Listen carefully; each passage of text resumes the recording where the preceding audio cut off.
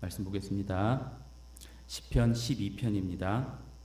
시편 12편 1절에서 8절까지입니다.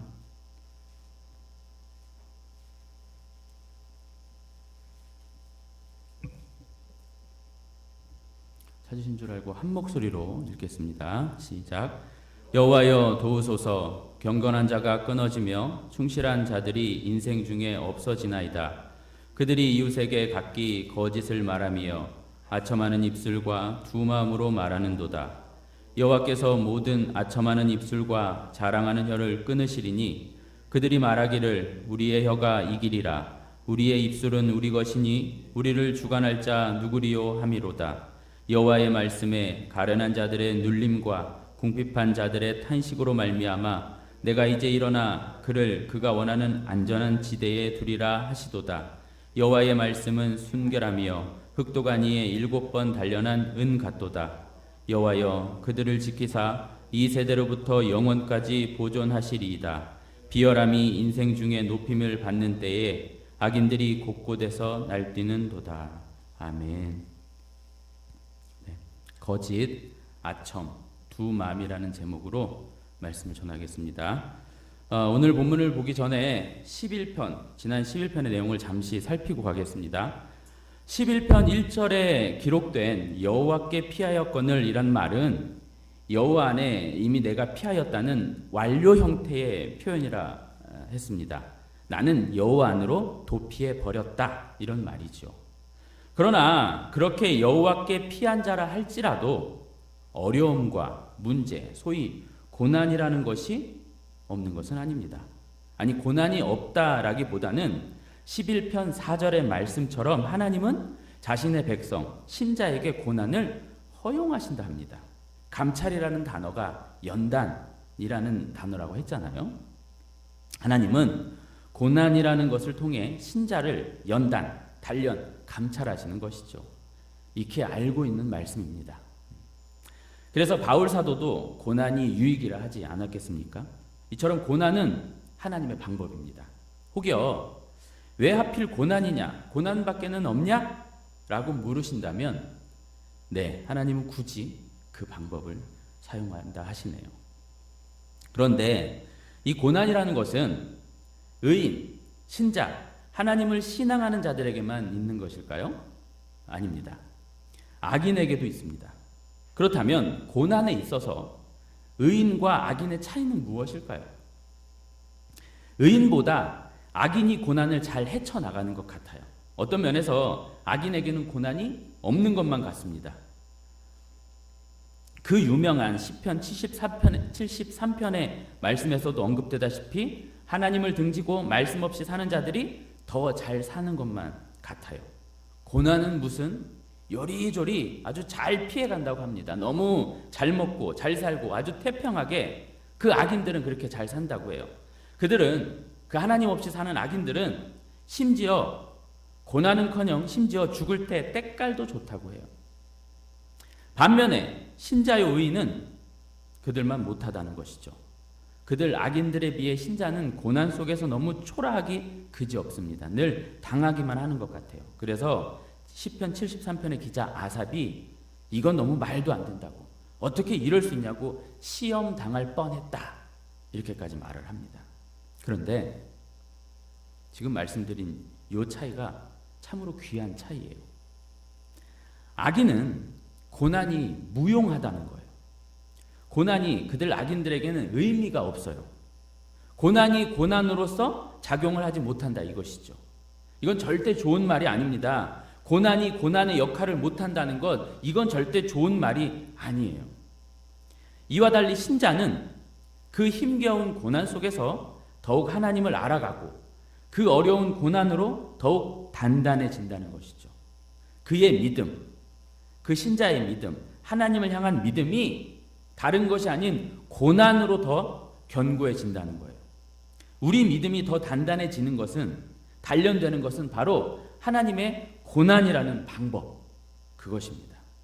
그래서 시편 119편 71절에 고난당한 것이 내게 유익이라 이로 말미암아 내가 주의 율례들을 배우게 되었나이다 이렇게 되어 있고요. 로마서 8장 17절에는 자녀이면 또한 상속자 곧 하나님의 상속자요 그리스도와 함께한 상속자니 우리가 그와 함께 영광을 받기 위하여 무엇도 고난도 함께 받아야 할 것이니라 이렇게 됐습니다.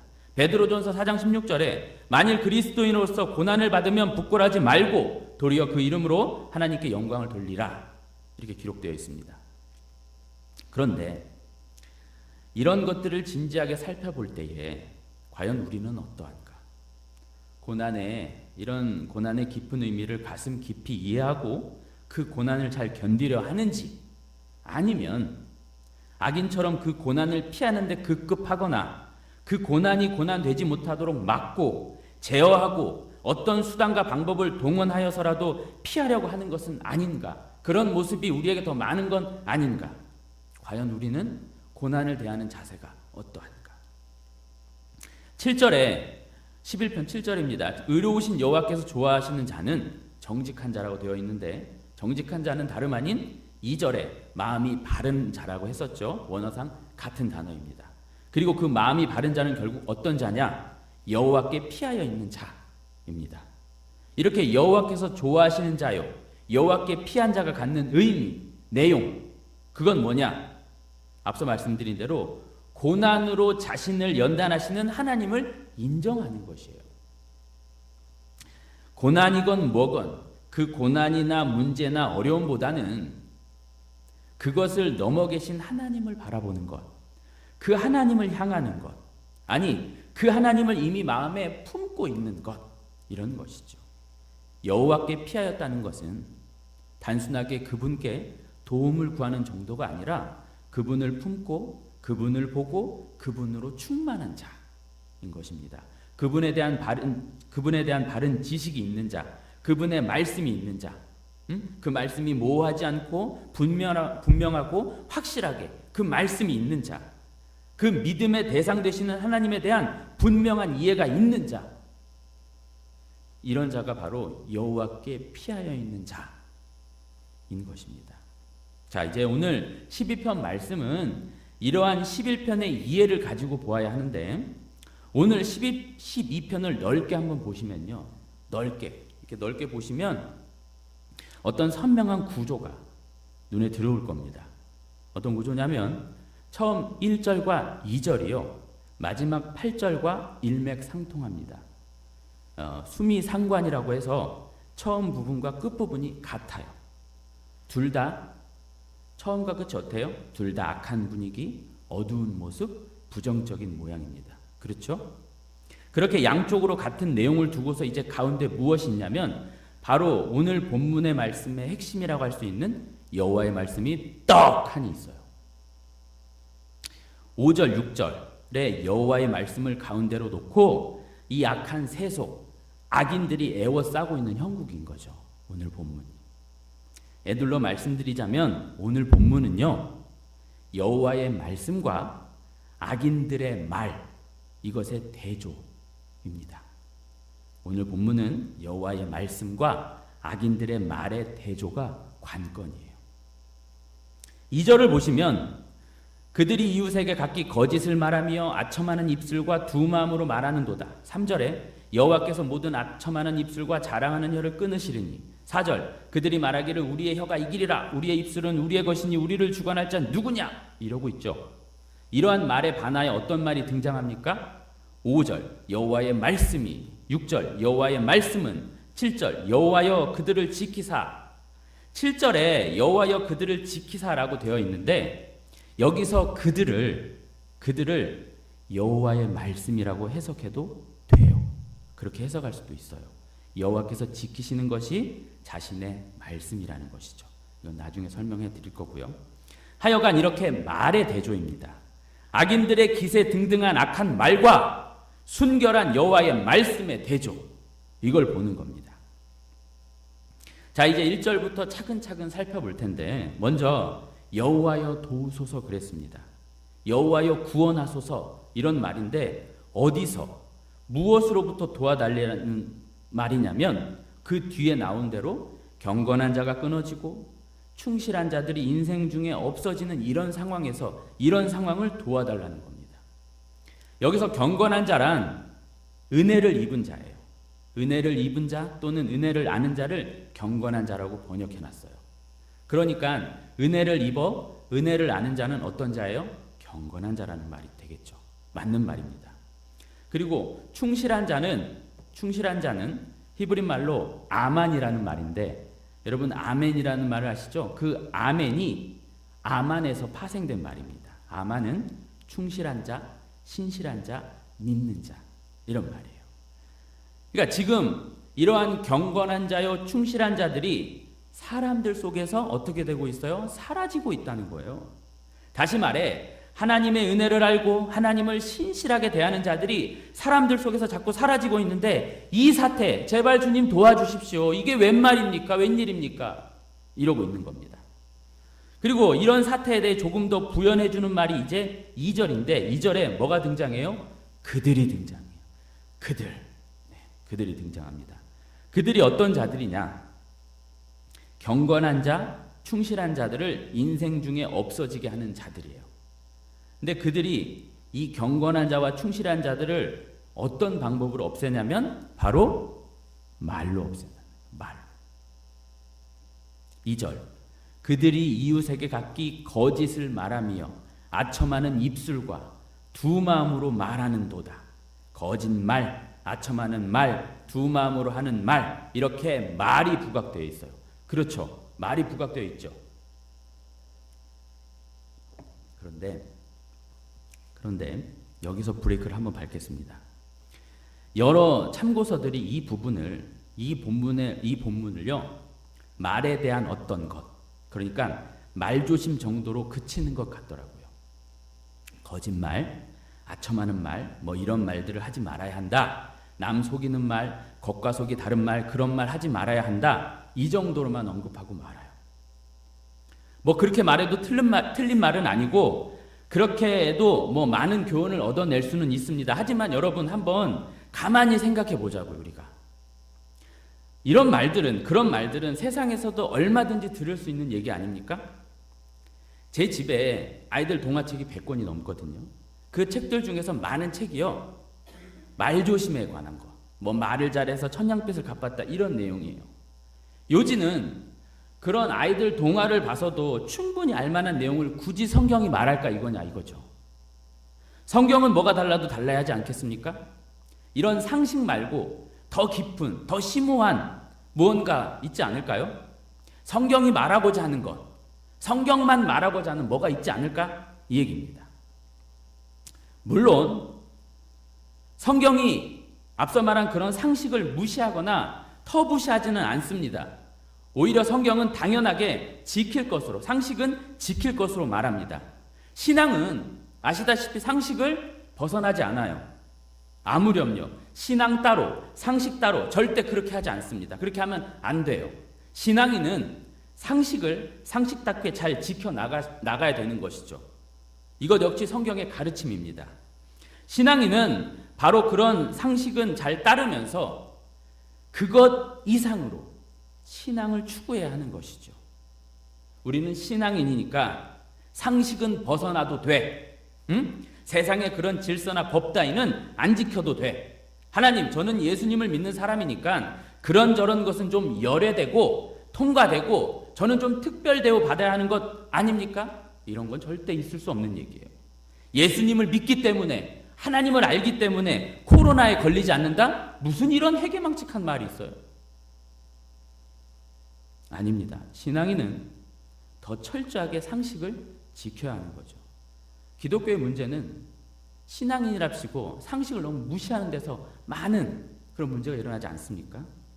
바른 신앙인이라 하면서 상식을 무시하고 상식 밖의 일을 한다는 것은 잘못되어도 한참 잘못된 것입니다. 바른 신앙인일수록 철저하게 상식을, 기본을, 매너를, 예의를 지켜야 하는 것이죠.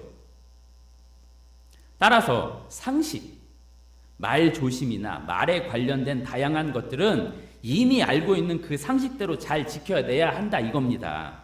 남에게 상처 주는 말, 남을 험담하는 말, 여기 나와 있는 대로 아첨하는 말, 자랑하는 말, 거짓말은 아주 당연하게 하지 말아야겠죠.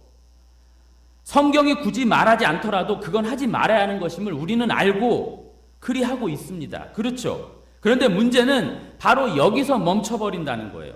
이런 상식선에서 멈춰버리는 것 같아요. 그 이상 나아가지 않습니다. 적당히 넘겨버려요. 물론 그 상식을 상식답게 지키는 것 역시 쉬운 건 아니에요. 어려워요. 그렇다 손 치더라도 우리 신앙인이 그런 상식을 잘 지키는 것으로 우리 신앙을 다했다고 할 수는 없잖아요. 그런 도덕과 윤리 상식을 지키는 것이 신앙인의 본문은 아니라 이겁니다. 하지만 거듭 말씀드리는 것은 이 상식을 넘어가지 못한다 이거예요. 대부분 이 보편에서 멈춰버려요. 이 상식에서 멈춰버려요. 이런 말씀을, 이 귀한 말씀을 적당한 상식선에서 일반화시켜버리죠.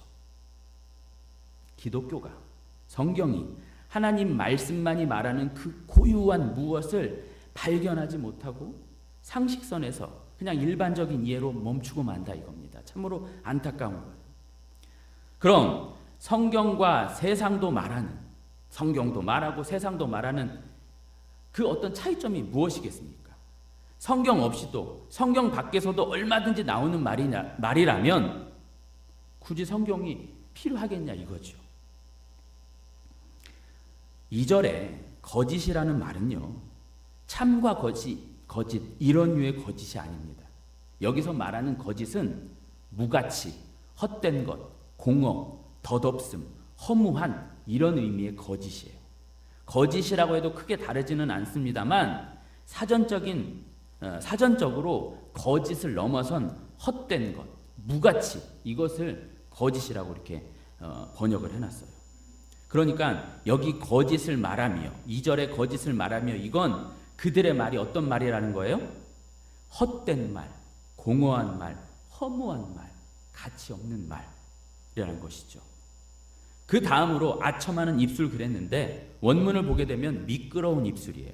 잠언 5장 3절에 음녀의 입이 미끄럽다라는 말씀이 있는데 그 말씀과 동일한 말씀입니다. 미끄러운 입술이란 속이다, 홀리다, 사기치다 이런 의미입니다. 그런데 결국 이 공허한 말이자 남을 속이고 홀리고 현혹하게 하는 말은 어디서 나온다는 거예요? 두 마음에서 나온다는 거죠.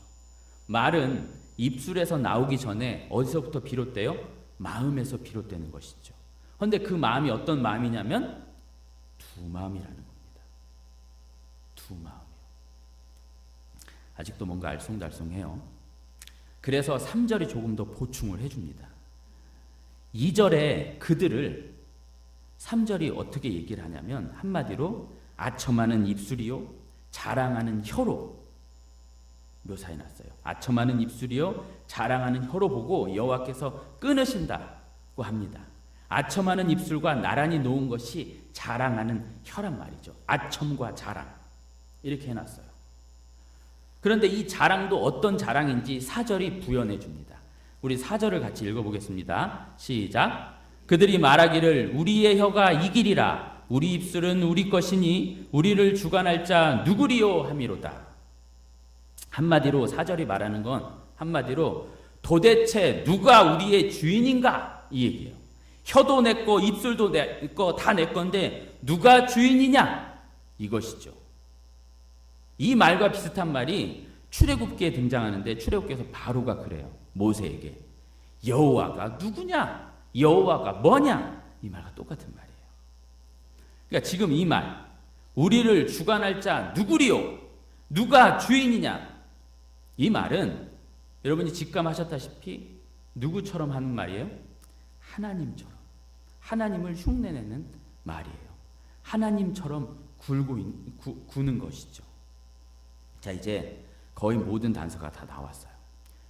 두 마음, 아첨하는 입술, 거짓을 풀어갈 텐데 두 마음이란 여기서 말하는 두 마음이란 죄로 말미암아 파괴된 인간의 마음을 의미하는 것이에요. 한 마음이었던 인간이 죄로 말미암아 두 마음이 돼버린 겁니다.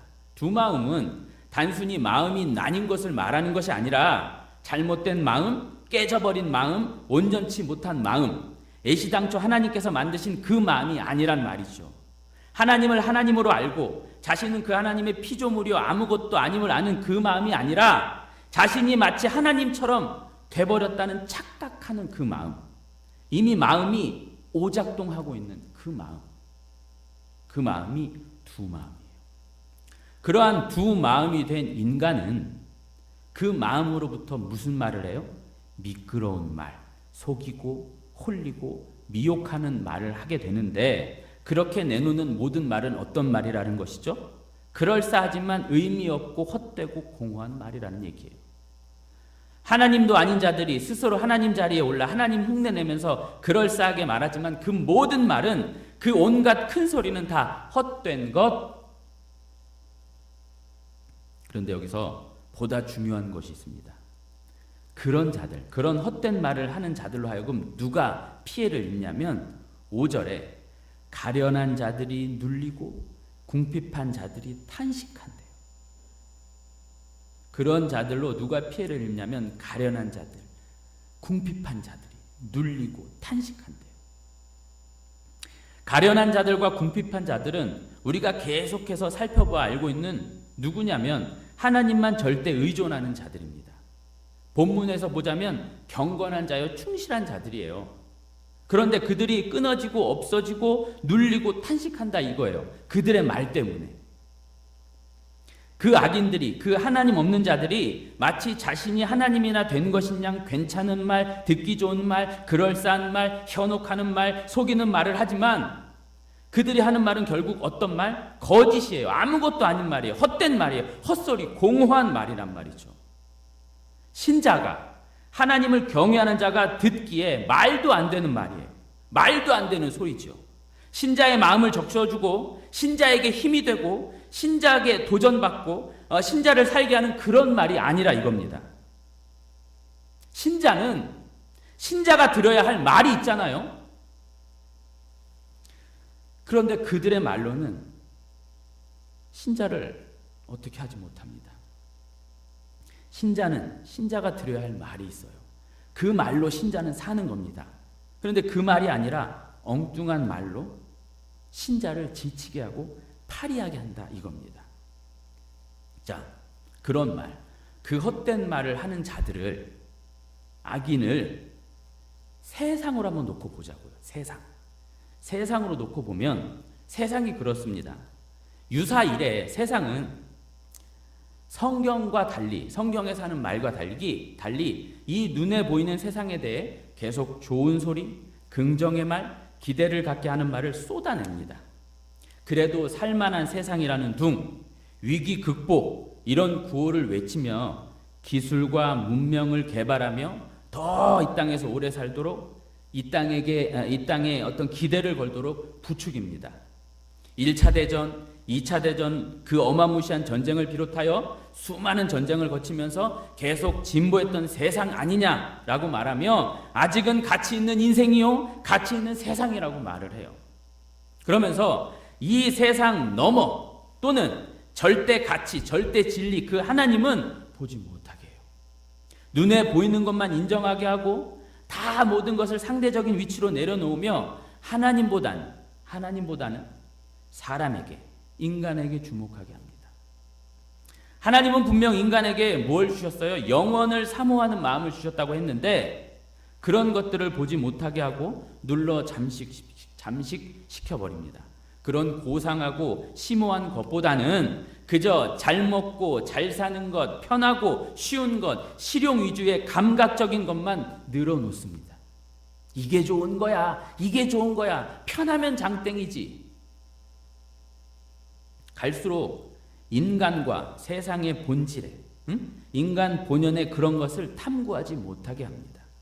성경이 말하고 기독교가 말하는 그 절대적 가치나 진리는 보지 못하고 찾지도 못하게 한다 이거죠. 더불어 이런 코로나 위기 속에서도 원인을 찾지 못한 채 여러 추측과 오진을 남발하며 그저 무엇인가 누구인가 화풀이 대상을 하나 만들어 놓고 거기에 쏘아대게끔 부추겨요. 그것이 대통령이든 그것이 교회이든 뭐 하나 걸리면 집중 사격을 하게끔 유도합니다. 거기에 화풀이 하라 이거죠. 그러면서 대통령이 잘했다면, 교회가 모이지 않았다면 그럼 잘 됐을 텐데 이런 식입니다. 그러나 신자는 이런 세상의 말에 절대 만족과 행복을, 안도를 누리지 못합니다. 속지 않아요. 재미없고 싫고 그런 것들이 귀에 들어오지 않아요. 무가치합니다. 세상은 그저 세상일 뿐입니다. 그런 세상의 말에 안타깝고 답답할 뿐입니다. 여하간 세상이 내놓는 말은 답이 아닌 것을 확실히 알고 있고, 그렇기에 그 세상에서 하는 말로 힘이 들고 탄식하게 된다 이거죠. 만약 이 악인을 단순하게 앞서 말한 세상이 아닌 하나님을 아는 자들, 우리 같이 하나님을 아는 자들, 하나님을 알만한 자들이라고 놓는다면 어떨까요? 그러니까 이 시대에 잘못 가고 있는 신자들이 될 수도 있잖아요. 거짓 선지자들도 있고 잘못된 신학들 있고 양의 탈을 쓴 이리들, 사탄의 하수인들, 그들을 놓는다면 어떨까요? 그들의 말은 어떤 말입니까? 거두절미하고 우리 들었죠? 사탄이 어떻게 온다고요? 우리에게? 절대 사탄처럼 오지 않습니다. 에구먼이나 사탄이네 피해야지 하게끔 오지 않아요. 그렇게 바보 멍충이 사탄이 아닙니다. 사탄은 어떻게 와요? 광명한 천사처럼 와요. 광명한 천사를 한번 원어로 봤어요. 대체 뭔 얘기인가? 빛의 천사래요. 빛의 천사. 그러니까 의역하자면 빛이신 예수님을 전달하는 자처럼 온다는 말이에요. 빛이신 예수님을 전달하는 사자처럼 사탄이 온다는 거죠. 그들의 말들, 그들이 늘어놓는 말들, 그 잘못된 신학과 신앙들, 나아가 교회에서 하는 말, 강단에서 하는 말을 귓등으로 듣고 자기가 알고 있는 대로 자기 독단과 독선으로 편협한 시각으로 쏟아내는 그 모든 말들. 다시요. 교회에서 하는 말, 강단에서 하는 말은 귓등으로 듣고 자기가 이미 알고 있는 대로 자기 독단과 독선으로 편협한 시간으로 그냥 마구마구 쏟아내는 말들. 이런 말들은 죄다 참 신자를, 경건히 가려는 신자를, 충실히 나아가는 신자를 어떻게 만들어요? 탄식하게 만든단 말이죠. 힘이 들게 만들어요. 진 빠지게 만들어요. 차치하고 두 마음을 가진 채 아첨하는 입술로 거짓을 내뱉는 세상과 그 세상 아래서 광명한 천사인 양 우리에게 해를 끼치는 세력들, 사람들, 이것이 무엇이에요? 우리의 실존입니다. 이 실존 속에서 우리는 참 힘이 들고 이들이 내뱉는 말은 우리를 더욱 파리하게, 지치게 한다 이거지요. 자, 거짓, 아첨하는 입술, 두 마음. 그러니까 두 마음에서 입술로, 그리고 그 입술에서 거짓, 허무, 헛된 것이 나온다는 것입니다. 원흉은 뭐예요? 그러면 원흉? 마음이겠죠. 마음. 말이 아니에요. 마음이에요. 마음. 두 마음입니다. 깨져버린 마음이죠. 본래 한 마음, 하나의 마음으로 그 마음이 하나님께 향하고 그 입술로는 하나님을 찬양하고 참으로 진실과 바름과 옳음을 말해야 하는 인간인데, 모든 인간이 이 마음이 두 마음으로 깨져버린 겁니다. 죄로 말미암아서요. 그리고 하나님이 아닌 자기에게 영광을 돌리고 자기를 높이고 자기가 하나님인 양 행세를 해요. 이걸 전적 타락이요, 전적 부패라고 하잖아요. 마음이 나뉘어버렸어요. 마음이 잘못되어 버렸어요. 마음이 깨져버린 겁니다. 그래서 계속 오류가 일어나는 거죠. 좋은 마음, 선한 마음, 옳은 마음, 그 한 마음이 아니라 두 마음, 쪼개진 마음, 오류를 일으키는 마음이 되어버렸어요. 이 두 마음이라는 것을 우리가 또 어떻게 설명할 수 있냐면, 하나님의 판단 기준을 믿고 따르는 것이 아니라 그 하나, 하나님의 판단 기준 그 하나를 믿고 따르는 것이 아니라 자신이 선악 판단의 주체가 된다는 거예요. 여러분, 선이 뭡니까? 악이 뭡니까? 선악의 기준이 뭡니까? 무엇이 선이고 무엇이 악이에요? 선악의 기준. 선악의 기준은 하나님, 곧 하나님의 말씀이에요. 동의하세요? 예. 그분이 이것이 선이라고 한다면 그것이 우리 눈에 아무리 잘못 보여도 그것은 선입니다. 반대로 그것이 아무리 우리 눈에 좋게 보여도 그분께서 그것이 악이라 규정하면 그건 악인 겁니다. 판단의 주체요 기준은 그분과 그분의 말씀이라 이것이죠. 하나님께서 이스라엘에게 가나안을 들어가서 어떻게 하라고 그랬죠? 애, 어른, 남녀노소 할 것 없이 헤렘, 진멸하라고 했어요. 다 죽여라. 그러면 그것이 선이에요. 선.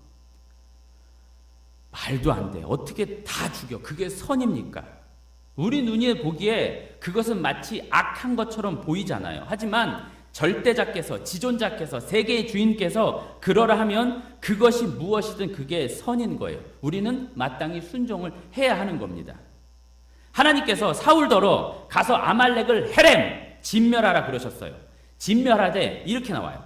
사무엘에게 이렇게 말씀하십니다. 진멸하되 남녀와 소아와 젖먹는, 심지어 젖먹는 아이와 우양과 낙타와 나귀를 다 죽여라 그러셨어요. 그럼 죽여야 하는 겁니다. 그분의 명을 따르는 것이죠. 그것이 선을 행하는 겁니다. 하지만 사울이 어떻게 합니까? 그가 보기에 좋은 것들은 남겨두어요. 그리고 하나님께 제사 드릴 때 쓰면 좋지 않냐? 굳이 다 죽일 필요 있어? 이러면서 자신의 판단을 들이밀어요. 이것이 악한 거예요. 악입니다. 사울은 그 순간 자기가 선악 판단의 주체가 되어버린 거예요. 이것이 두 마음입니다.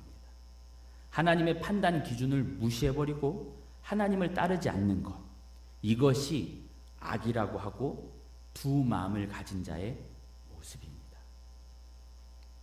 자, 이런 두 마음을 가진 자들, 즉 하나님 없이 자신이 자신의 하나님이 되어 사는 자들과 이 세상, 그리고 그들에게 나오는 온갖 말들 다 뭐라고 했죠? 거짓이에요. 헛소리예요. 무가치하고 공허한 말입니다. 하나님을 벗어나서, 아니 하나님을 온전히 의지하지 않고, 즉 여호와께 온전히 피하지 않은 채 내뱉는 그 모든 것은 다 의미가 없어요. 아닌 겁니다. 그리고 신자는 거기에서는 아무것도 얻을 것이 없고 반응하지 못하고 그들이 쏟아내는 그런 것들에 그저 눌리고 탄식하고 소위 말해서 영적으로 죽어가는 겁니다. 답답하고 속상하고 안타까울 거죠. 그렇다면 믿는 자가 반응하고 믿는 자를 살리고 믿는 자에게 위로가 되며 믿는 자의 생명은 무엇입니까? 바로 여호와의 말씀이에요. 여호와의 말씀만이 본문에 나온 대로 우리의 안전입니다. 여호와의 말씀만 우리의 양식이 되고 여호와의 말씀만이 우리가 버틸 지지대가 되는 것입니다.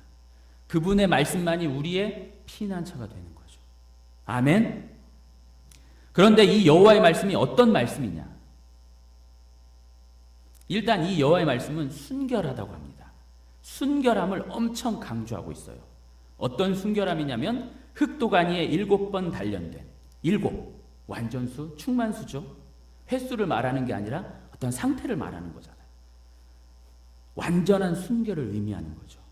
또 우리말 성경에 흑도가니에 7번 단련한 은 같다 그랬는데 원문으로 보니까 단련됐다는 말, 재련됐다는 말을 2번이나 기록했어요. 그러니까 직역을 하면 여호와의 말씀은 순결하다, 정련된 은, 흑도가니에 7번 정련된 은이다, 이렇게 됐어요. 그러니까 되게 강조를 하는 거죠. 그럼 말씀이 단련되었다는 거예요. 말씀이 단련되어서 순결하다 이건데, 말씀이 단련되었다, 말씀이 정련되었다는 말이 뭘까요? 그 여호와의 말씀, 단련된 여호와의 말씀, 말씀을 재련한다는 말이 무슨 뜻일까요? 그건 말씀으로 오신 예수님이 고난, 연단, 시험을 받으시어 우리 대신 받으시어 그 순결함을 하나님 앞에 입증했다는 말로 볼 수 있습니다. 아니, 무턱대고 여기서 어떻게 예수님이야? 라고 되물으실 수도 있어요.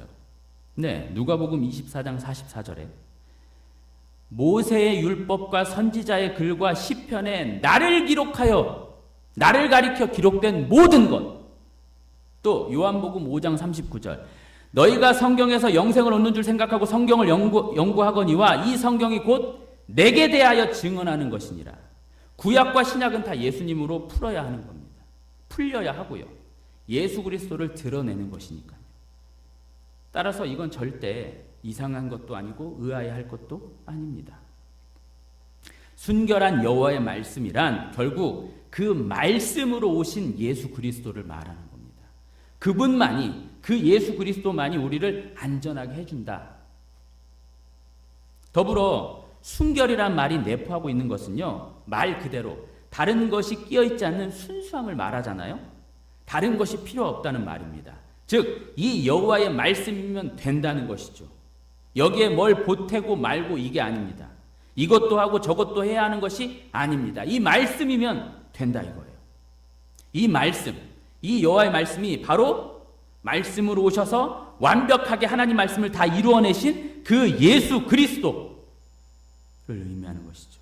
이분이면 된다는 겁니다. 그분 예수 그리스도면 된다는 말이에요. 이 예수님만 믿으면, 이 예수님만 붙들면 된다는 것이죠. 순결하신 그분을 우리 역시 순결하게, 순수하게 믿고 따라가야 한다는 겁니다. 말씀 그러면서 여러분 자꾸 율법을 지켜내려는 그 못난 바리새인처럼 가지 마시고 율법을 이루어내신 예수님을 바라봐야 하는 것이에요. 세상을 살아가면서 말씀도 지키고 이것도 지키고 저것도 하고 교회가 이것도 하고 저것도 하고가 아닙니다. 말씀이신 그 예수님만 알면 됩니다. 그 예수님이면 다 되는 겁니다. 그러나 말씀 놓치면, 이 예수님 놓치면 다 끝나는 거예요. 말씀은 죽을 때까지 평생을 배워가는 겁니다. 그동안 내가 아는 것이 다라고 할 수 없는 겁니다. 이미 알고 있는 말씀이라고 해도 겸손하게 하나님을 의지하고 귀 기울이면 거기에서 나오는 진액이 있는 것이죠. 말씀이 어떻게 우리 주님 예수님으로 귀결되는지, 왜 예수님이면 다 되는지 이걸 보다 선명하게 이해되어져야 하는 것이죠. 예수님으로만, 정말 예수님으로만 평안을 누릴 수 있어야 하는 겁니다. 나의 잘나고 못나고 형편없고 연약한 것, 거기에는 답이 없어요. 답은 그러한 내가, 못나고 형편없고 연약한 내가 그 예수님을 바라보고 그 예수님이 나 대신 이루신 그 공로를 감사하게 달게 받으면 끝입니다. 다 되는 거예요. 감개무량하게 납작 엎드려 받아들이면 되는 거죠. 한 번이 아닙니다. 날마다 매 순간 당신이 아니면 아무것도 아님이 느껴져야 합니다. 과거에 잘 믿었던 나, 과거에 충성 봉사했던 나, 그런 것은 아무 의미 없어요. 지금도 처음처럼 나는 당신 없으면 하나님 앞에 아무 가치가 없는 자입니다. 이 고백이 그냥 술술술 늘 내 곁에서 떠나지 않아야 되는 겁니다. 그것이 한 마음, 바른 마음을 가진 자의 모습입니다. 그것이 신자의 옳은 태도요, 자세입니다. 이 모습이 신자의 정확한 자기 인식의 모습이에요. 이것이 여호와의 말씀을 알고 지키고 있는 자의 모습입니다. 7절에 여호와가 지키신다고 합니다. 그들을 지키신다고 했는데 앞서 말씀드린 대로 여기서 그들은 신자들과 말씀입니다. 하나님은 둘을 동시에 지키십니다. 이 7절에서 말하는 그들을 단순하게 사람으로만 볼 수는 없어요. 원문으로 보자면 확실하게 어떤 사람을 지칭하지는 않아요. 그들 또는 그것들이라고 해석해야 되는데 그래서 여호와께서 지키시는 대상은 5절에 가련한 자들과 궁핍한 자들이고 더불어 여호와의 말씀까지. 하나님은 신자뿐 아니라 자신의 말씀을 지키시는 분입니다. 목숨 걸고 자신이 내뱉은 말씀은 지키시는 분이에요. 하나님은 거짓말을 하지 못하는 분이시고 회전하는 그림자도 없다고 그러잖아요. 그래서 믿으셔도 되는 겁니다. 믿으십시오. 그 말씀, 예수님으로만 만족되는 그 말씀 믿으셔도 됩니다. 의지하십시오. 어떤 상황과 환경이 온다 할지라도 그 말씀, 그 예수님만 믿으면 된다는 그 말씀 믿으면 돼요. 하늘이 두 쪽 나도, 아니 이제 곧 두 쪽 나겠지만 그때나 저때나 이제나 저제나 우린 예수님으로만 구원을 받아요. 천하 사람 중에 구원받을 만한 다른 이름을 우리에게 주신 일이 없습니다. 8절, 그러나 그러나가 또 오네요. 그러나 여전한 세상입니다. 여전한 세상이에요. 아무리 그렇게 다짐하고 경고에 붙들어도 어떤 세상이에요? 여전한 세상이에요. 여전한 세상이에요. 그것이 우리 눈에 보여야 됩니다. 나 혼자 감동받고 은혜받고 나갔다 할지라도 더 세게 다가오는 것이 세상입니다. 그런 세상이에요. 그것이 보여야 합니다. 저마다 다들 비진리로 살고 엉뚱하게 살고 음해하고 비난하고 어떻게든 흠집을 내려 하고 자신의 정당성을 자신의 나음을 꼭 누군가를 짓밟아서 드러내려는 그런 너무 비열하고 악한 세상입니다. 왜 자신의 정당성을 남을 짓밟아서 내려고 하죠? 그건 정말 비겁한 짓이에요. 그건 정말 비겁한 짓이에요. 그러한 악인들만 있는 것이 아닙니다. 교묘하게 그럴싸하게 위장하고 변장한 악인들도 많아요. 예수님을 믿는 것 말고 이것도 하고 저것도 해야 하고 이런 되먹지 못한 말이 그냥 잘 포장되어 나부되고 있어요. 예수님만 오롯이 믿는 것이 유치하고 초라하고 가벼워버린 세상이고 교회가 되어버렸어요. 예수님만 오롯이 믿는 우리가 되어야 하는데 그런 일들이 그 일이 유명무실해져 버렸다 이겁니다. 이런 것에 절대 현혹되지 마십시오. 답은 여호와의 말씀 곧 예수 그리스도입니다. 그분이면 됩니다. 그분이면 충분합니다. 그분이면 다른 것이 필요 없습니다. 정말 힘든 것은요, 정말 어려운 것은요, 우리가 잘 알다시피 다른 게 어려운 게 아니에요. 다른 게 힘든 게 아니에요. 그분만 온전하게 순수하게 순결하게 오롯이 바라보는 것, 그것이 어려워요. 이것이 제일 쉬운 것 같은데 그것이 제일 어려워요. 내 판단이 앞서고 내 선악 판단 기준이 있고 세상의 시선이 있고 내 주위의 시선이 있고 나를 바라보는 어떤 평판, 이미지, 수많은 것들, 그것들을 다 제껴두고 하나님 한 분, 그 예수 그리스도, 그 여호와의 말씀, 그것만 바라볼 수 없다 이거죠. 안 돼요. 쉽지 않아요. 여러분, 우리 하나님 아버지께 의미가 되고 가치가 되는 것은 자신의 아드님 예수 그리스도밖에 없어요.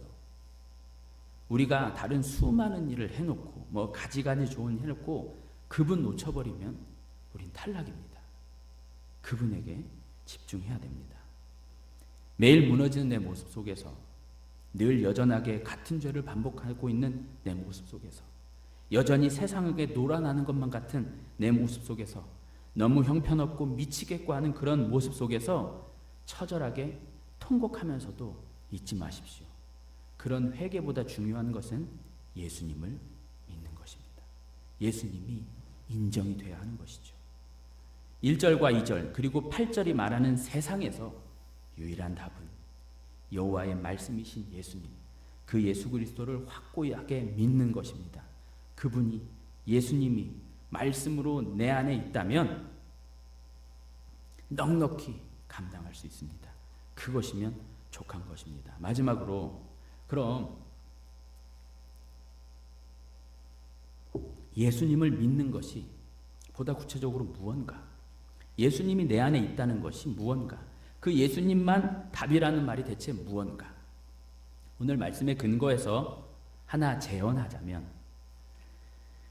세상의 그 어떤 말도 우리 주님의 말씀의 근거에서 고민하시고 판단하시고 답을 내시라 하고 싶어요.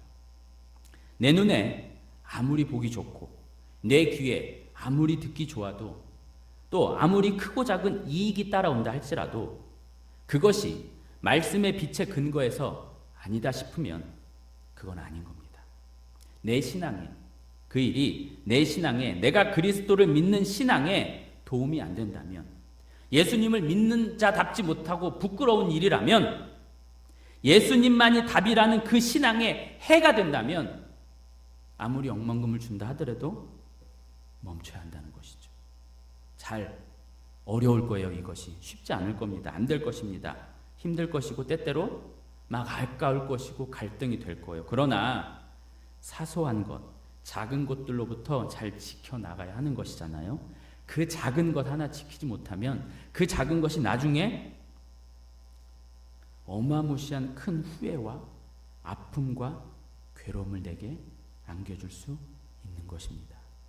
자기가 내가 하나님인 양 내 눈에 좋은 대로 내 귀에 즐거운 대로 자기 소견에 오른 대로 그렇게 생각하고 판단해버리면 안 되죠. 여호와의 말씀, 그 말씀의 근거에서 판단을 하셔야 합니다. 자, 두 마음으로부터 아첨하는 입술에서 그리고 거기서 나오는 거짓, 이것이 아니라 여호와의 말씀, 예수 그리스도를 온전히 믿는 우리 모두가 되길 소망합니다.